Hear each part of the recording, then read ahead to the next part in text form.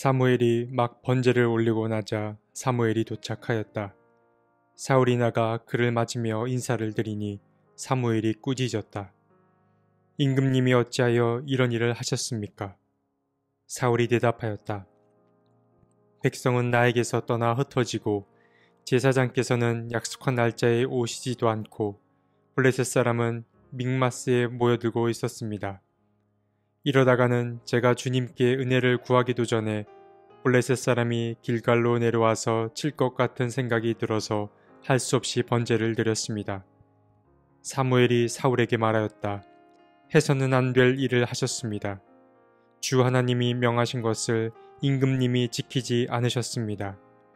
명령을 어기지 않으셨더라면 임금님과 임금님의 자손이 언제까지나 이스라엘을 다스리도록 주님께서 영원토록 굳게 세워주셨을 것입니다. 그러나 이제는 임금님의 왕조가 더 이상 계속되지 못할 것입니다.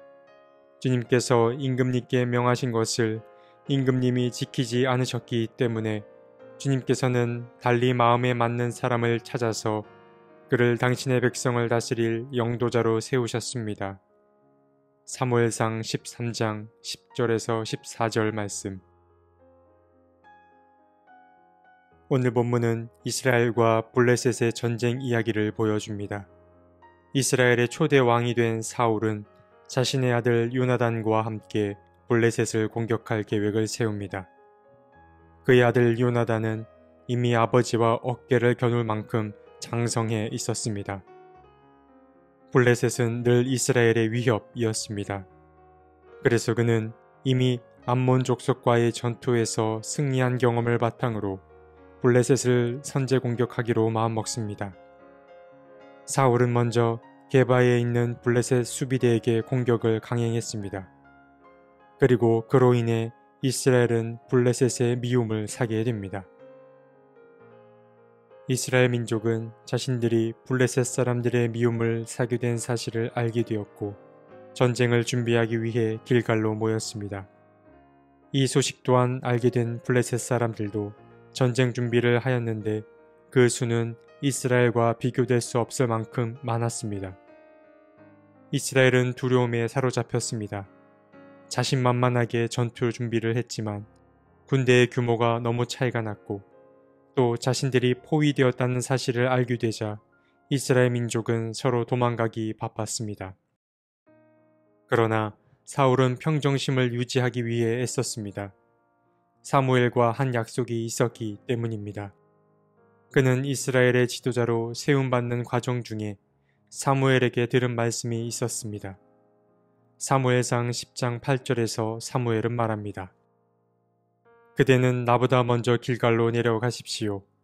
그러면 나도 뒤따라 그대에게 내려가서 번제와 화목제물을 드릴 것이니 내가 갈 때까지 이레 동안 기다려 주십시오.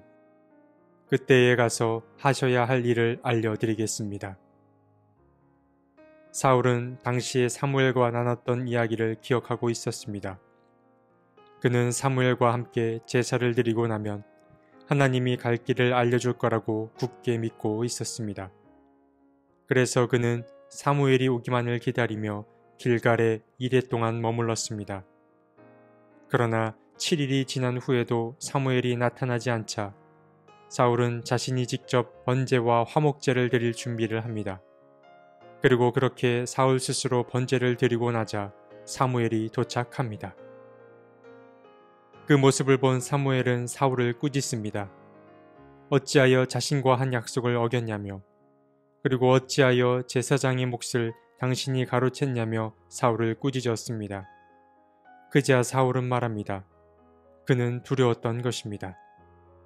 블레셋 군대에 포위당한 것 때문에 그는 두려움을 느꼈던 것입니다. 백성은 나에게서 떠나 흩어지고 제사장께서는 약속한 날짜에 오시지도 않고 블레셋 사람은 믹마스에 모여들고 있었습니다. 이러다가는 제가 주님께 은혜를 구하기도 전에 블레셋 사람들이 길갈로 내려와서 칠 것 같은 생각이 들어서 할 수 없이 번제를 드렸습니다. 두려움은 이성적인 사고를 마비시키는 법입니다. 사울은 포위당했다는 그 두려움 때문에 하나님이 도우실 거라는 그 믿음이 흔들렸던 것입니다. 사무엘은 말합니다.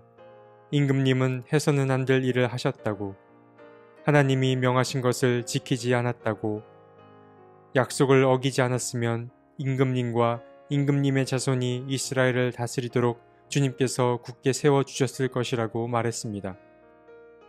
그러나 주님께서 명하신 것을 임금님이 지키지 않으셨기 때문에 주님은 마음에 맞는 사람을 찾아서 그를 백성의 지도자로 세우실 것이라고 말해 주었습니다.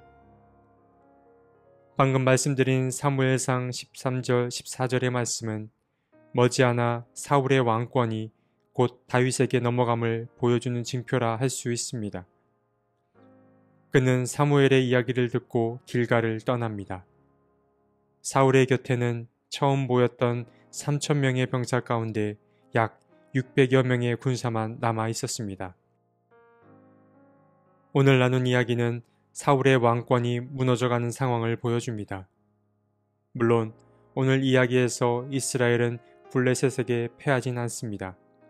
오늘 이야기는 주님이 당신들을 위해 여전히 일하고 계심을 보여주기 위한 하나의 징표 혹은 설정이라고 볼 수 있습니다. 성경의 이야기는 가진 것이 없고 자기 힘을 의지하기를 멈출 때 하나님께서 일하기 시작하는 모습을 많이 우리에게 보여줍니다. 대신 우리가 오늘 본문에서 관심 있게 보아야 할 대목은 바로 사울의 두려움입니다. 사울은 압도적인 무력으로 자신들을 에워싸는 블레셋에게 잔뜩 겁먹었습니다. 블레셋 수비대를 물리칠 때만 해도 그는 자신만만했습니다.